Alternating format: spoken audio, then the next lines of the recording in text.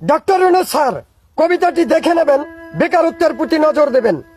অনেক কষ্টে করলাম আমি সাদের লেখাপড়া, গরিব ঘরের সন্তান আমি, ওই বিধাতার গড়া।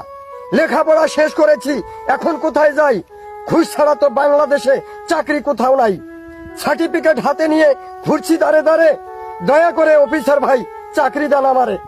আইএ বিএ পাশ করেছি, পাই না দিতে কিষান, এত বিদ্যা অর্জন করে যায় বুঝি সম্মান।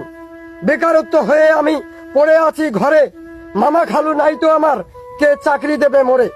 আমার মতো লক্ষ লক্ষ ছেলে মেয়ে শিক্ষিতরা পড়ে আছে বেকার, তাই তো বুঝি দেশে এত অভাব হাহাকার।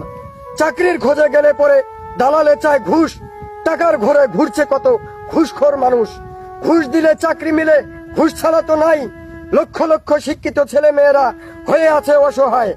কবিতাটিতে নজর দেবেন ডক্টর ইউনূস স্যার, বাংলাদেশে কমিয়ে